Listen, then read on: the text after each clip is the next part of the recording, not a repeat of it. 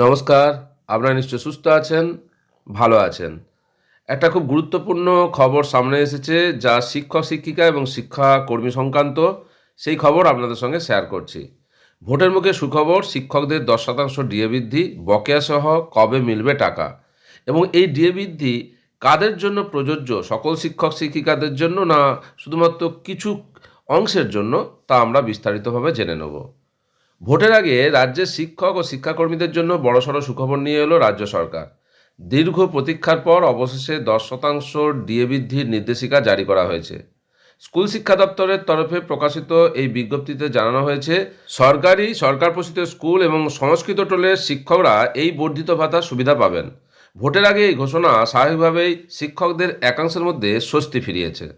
রাজ্য সরকারের পূর্ব ঘোষণা অনুযায়ী 2024 এবং 2025 সাল মিলিয়ে মোট 20% মহার্ঘ ভাতা বৃদ্ধির কথা ছিল। এর মধ্যে 2025 সালের এপ্রিল মাসে প্রথম দফায় 10% দিয়ে দেওয়া হয়েছিল, বাকি 10% বকেয়া ছিল, যা চলতি বছরের ফেব্রুয়ারি মাসে দেওয়ার কথা ঘোষণা করা হয়েছে। এই নতুন 10% যুক্ত হওয়ার ফলে রোপা 2009 অনুযায়ী বেতনভুক্ত শিক্ষক ও শিক্ষাকর্মীদের মোট মহার্ঘ ভাতার পরিমাণ 1,61,শতাংশ থেকে বেড়ে 171% দাঁড়ালো। শিক্ষা দপ্তরের নির্দেশিকা অনুযায়ী এই বর্ধিত মহার্ঘ ভাতা 2025 সালের এপ্রিল মাস থেকে কার্যকর হবে। অর্থাৎ শিক্ষকরা শুধুমাত্র বর্ধিত বেতনই পাবেন না, তার সঙ্গে গত এক বছরের বকেয়া বা এরিয়ার্স পাবেন।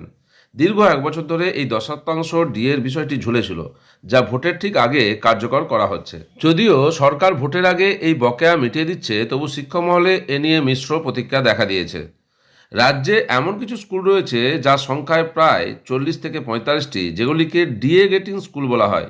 এই স্কুলগুলির শিক্ষকরা সরকারের কাছ থেকে কেবল মহার্ঘ ভাতা পান, আর মূল বেতন দেয় স্কুল পরিচালন সমিতি। স্কটিশ চার্চ কলেজিয়েট স্কুলের প্রিন্সিপাল বিভাস সান্যাল এ প্রসঙ্গে জানান, এটি আমাদের দীর্ঘদিনের প্রাপ্য, বকেয়া সমেত এই টাকা যত দ্রুত সম্ভব মিটিয়ে দেওয়া উচিত। অন্যদিকে বঙ্গীয় শিক্ষক ও শিক্ষাকর্মী সমিতির সাধারণ সম্পাদক স্বপন মণ্ডলের অভিযোগ, ডিএ প্রাপ্ত স্কুলগুলির ক্ষেত্রে সরকার প্রতিবারই এই 10% দিতে দেরি করে। ভোটের কথা মাথায় রেখে তড়িঘড়ি তা মেটানো হচ্ছে। আগামী দিনে যাতে শিক্ষকদের হকের টাকা পেতে এমন বিলম্ব না হয়, সেদিকে নজর রাখার দাবি জানিয়েছেন তিনি।